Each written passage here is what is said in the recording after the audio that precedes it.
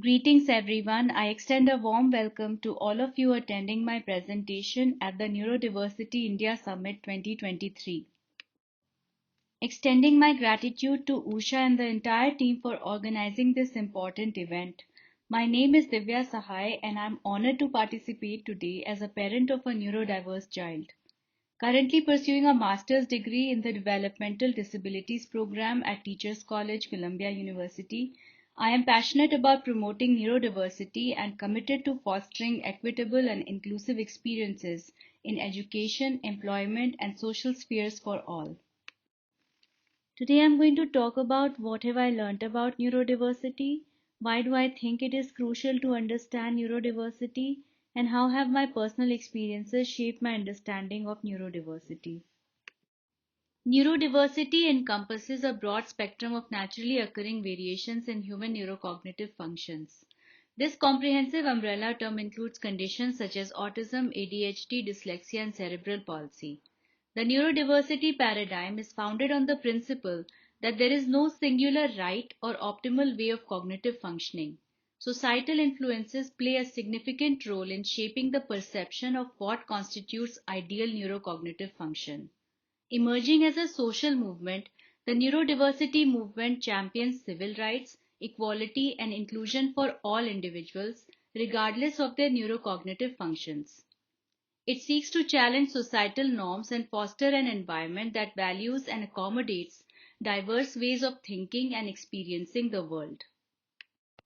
This slide provides details on some individuals that created and shaped the neurodiversity movement. Judy Singer, an Australian sociologist, is credited with coining the term neurodiversity. This movement originated from the autism rights movement and is built upon the social model of disability, which challenges the traditional view of inherent deficits by asserting that societal barriers contribute to disability. Jim Sinclair, an autism activist, played a pivotal role in the early days of the movement with his influential 1993 speech, Don't Mourn for Us. This speech is often considered a catalyst for the neurodiversity movement. Harvey Bloom, a New York journalist, and Ari Neiman, an autism rights advocate, have also contributed significantly to advancing the principles of neurodiversity. Lorna Wing was a British psychiatrist and researcher who played a crucial role in changing the way autism is understood and diagnosed. She introduced the concept of the autism spectrum or autism spectrum disorders to reflect the wide range of symptoms and severity within autism spectrum. Ruth Christ Sullivan, an American autism parent and advocate, co-founded the Autism Society of America in 1965. She was a lobbyist for the Education of All Handicapped Children Act, now known as the Individuals with Disabilities Education Act or IDEA, which guaranteed a public education to all children in the United States.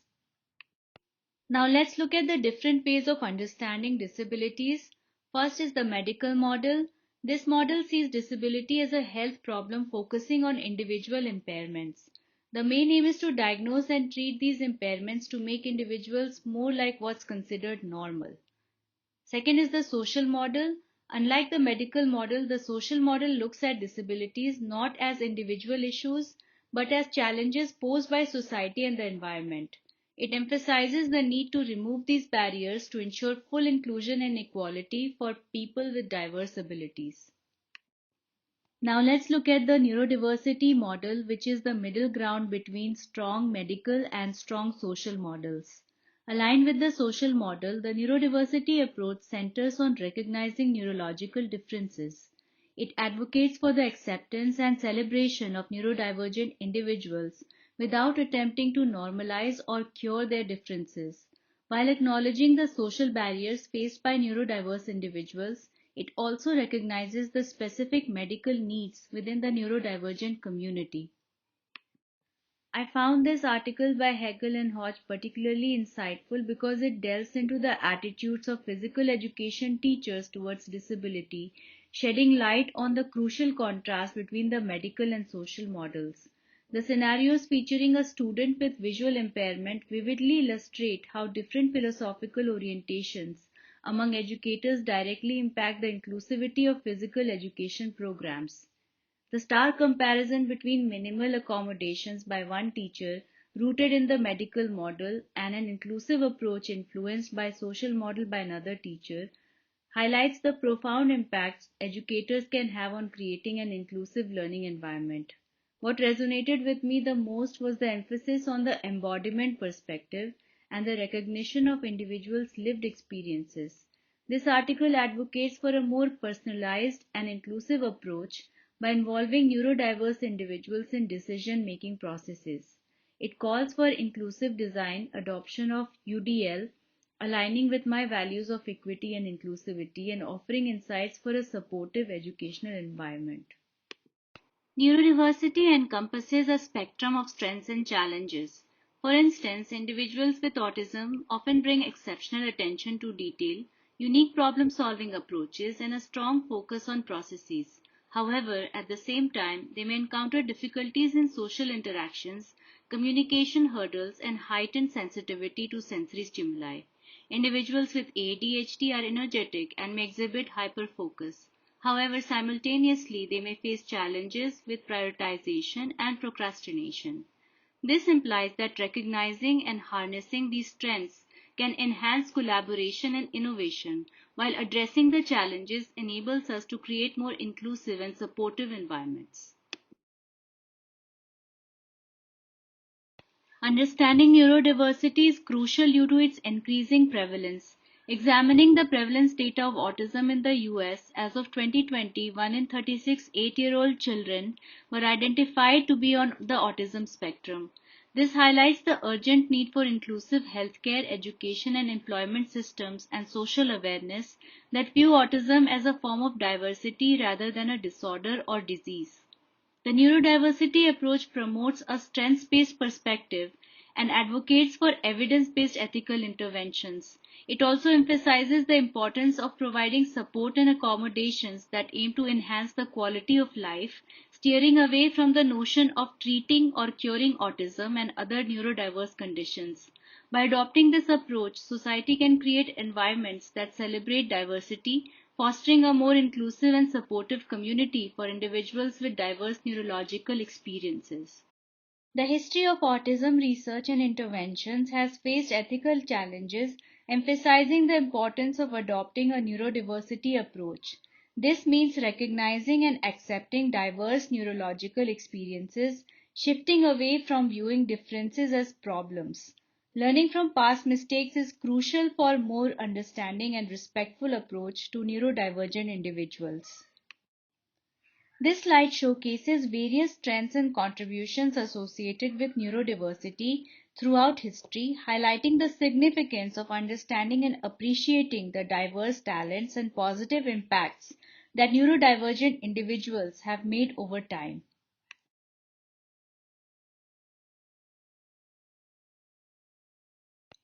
These charts illustrate the imbalanced allocation of neurodiversity research funding specifically related to autism. The mentioned report reveals a significant skew in autism funding in 2016, with a predominant focus on investigating the biological and risk factors of autism, while minimum resources, only 5%, were directed towards researching services for autistic individuals and a mere 3% towards the needs of autistic adults. This emphasizes the importance of a more comprehensive and inclusive approach advocated by the neurodiversity movement, which seeks to address the broader spectrum of healthcare, education, employment, and overall well-being for neurodiverse individuals. Understanding neurodiversity is essential for promoting inclusivity in education, employment, healthcare, and social settings. It enables tailored approaches in education, inclusive policies in the workplace, sensitive healthcare practices, and the creation of socially inclusive environments. Embracing neurodiversity signifies a commitment to equal access to opportunities and contributes to a more compassionate and equitable society. Neurodiversity emphasizes the significance of self-advocacy and parental advocacy in driving positive policy changes for neurodiverse individuals and their families, exemplified by influential legislations like the Individuals with Disabilities Education Act or IDEA in the US. Thus, I believe it is crucial to understand neurodiversity to promoting inclusivity, enhancing workplace diversity, creating supportive environments, reducing stigma and stereotypes, optimizing educational strategies, facilitating positive social interactions, encouraging research and development, and meeting legal and ethical standards.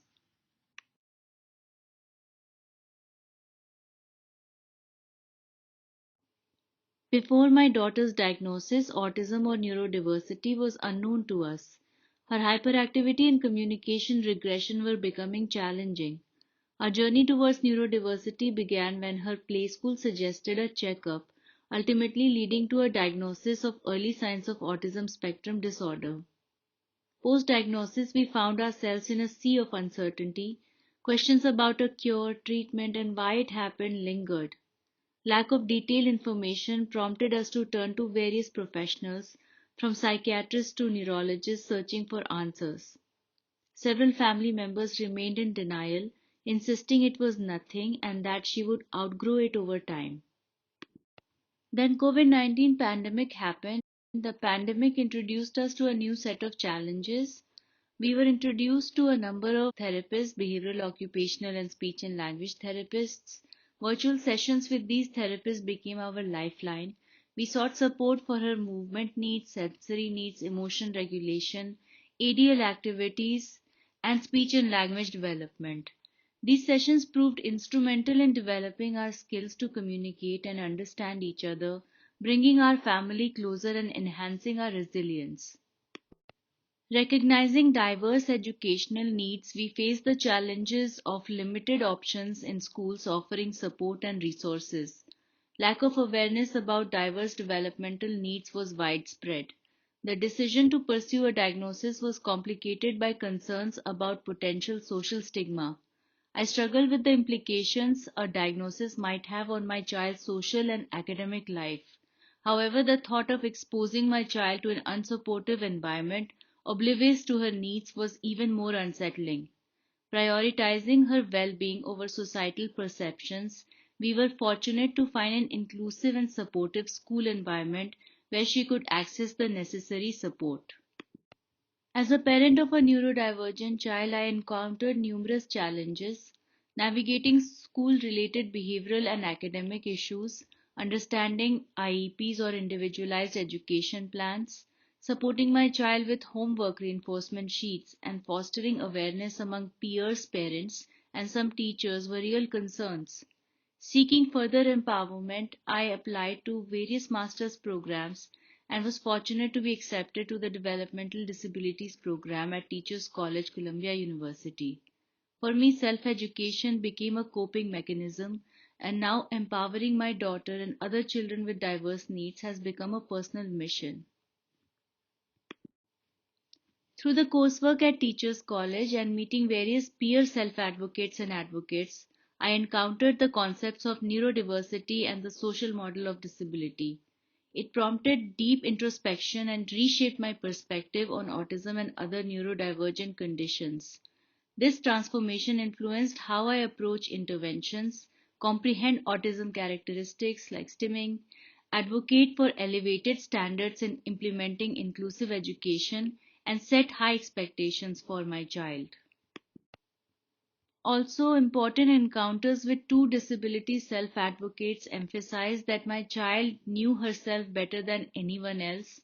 It made clear that as a parent, my role was to be her best advocate. Thus, embracing neurodiversity has fundamentally altered my perspective on autism. I no longer view it as a disorder or disability, but embrace it as a form of diversity. It has completely transformed how I navigate my journey as a parent. This 2013 research paper by me, Clemery, Chalfont, Jaromi, and Valiente provides a conceptual framework that enhanced and validated my understanding of the factors influencing neurodiverse individuals' social, academic, and overall outcomes. This paper discusses how genes and the environment work together using a multiplier model.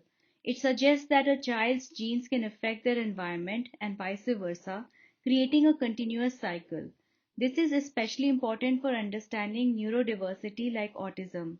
The paper includes that if a child faces early social challenges due to their genes, it can lead to ongoing difficulties in social development, like a snowball effect over time. For parents like me with neurodiverse children, the model highlights the crucial link between genes and the environment. It stresses the need for interventions and awareness for both the child and those around them. Understanding this interaction is essential for parents of neurodiverse kids. The model suggests that external factors and interventions, such as parent training, can break harmful patterns. It also emphasizes the role of motivation based interventions in promoting positive social development. The paper stresses the importance of personalized approaches, early interventions, and a holistic understanding to help neurodiverse individuals achieve positive social outcomes. Parents, teachers, and other stakeholders can use this model to learn about possible interventions and play an active role in shaping their child's social development by considering both genetic and environmental factors. Overall, it's a valuable source for parents and other stakeholders looking to understand the factors influencing the social outcomes of neurodiverse individuals. In my support for neurodiversity, I follow certain principles that shape what I do and believe. I support holistic interventions, recognizing the importance of tailored support for both neurotypicals and neurodiverse individuals. I also support interventions that transcend across home and school environments, involve families, and provide agency to the child. I set high expectations for all children, understanding their inherent capacity to learn and grow. I challenge the negative stigma associated with neurodiverse conditions, adopting a strengths based approach. I actively engage in efforts to enhance resources, understanding, and support for neurodivergent individuals. Staying informed about the latest developments and best practices ensures that I can provide effective and up to date support for neurodiversity. Showing love and appreciation for my child every day is very important to me. I recognize neurodiverse individuals as resilient individuals navigating a system that may lack support. Finally, I remind myself of the unique neurodivergent perspective and experience, which helps me build empathy and understanding.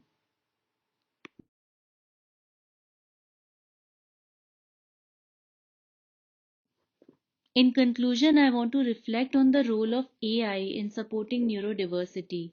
AI offers promising avenues for supporting neurodiversity with the potential to revolutionize early detection, provide personalized interventions, enhance accessibility, and offer valuable support to both neurodiverse individuals and their families.